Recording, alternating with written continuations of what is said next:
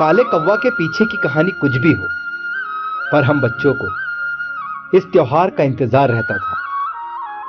वो गुड़ के पानी में गूंथे हुए आटे से बनाए हुए घुघते। पता नहीं घुघते नाम किसने दिया होगा।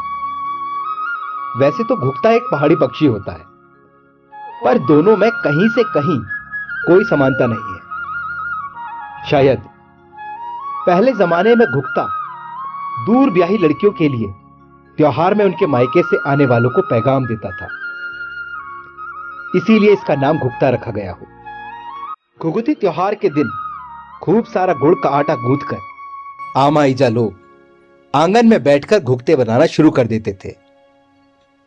इतने सारे घुघते बनाने का कारण था कि दूर दूर तक चेली बेटियों को और जो शहरों को चले जाते थे उनको पहुंचाने होते थे।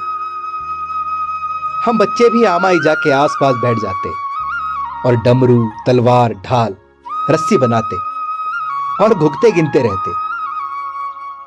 उसके बाद इन घुघतों को धूप में रख दिया जाता था। उसके पीछे का कारण यह बताया जाता था कि उससे तेल कम लगता है।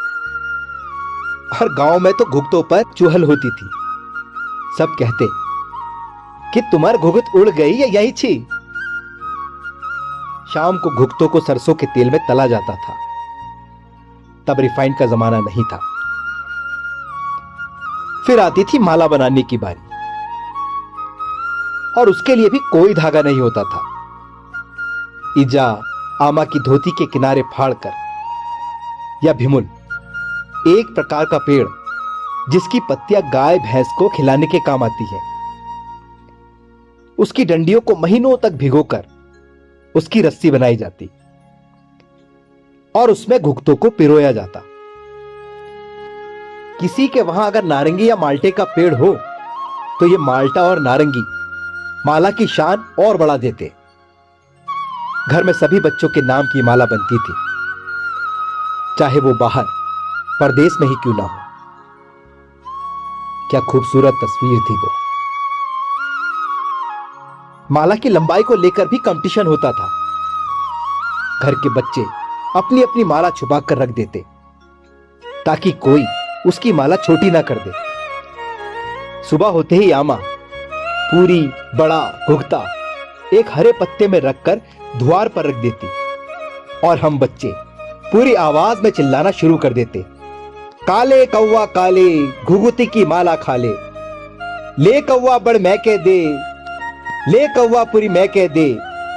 ऐसे ही कितनी ही तुकबंदी लगाते हुए ऊंची ऊंची आवाज में चिल्लाते रहते जब तक घर वाले अंदर नहीं बुला लेते। इसके बाद घुघतों को चेली बेटियों के यहां पहुंचाने का काम होता था। जो नई नई ब्याही बेटियां होती वो इस त्योहार में जरूर अपने मायके आती थी और ससुराल जाते हुए उनकी छापड़ी को पूरी, खजूर और घुघतों से भर दिया जाता था।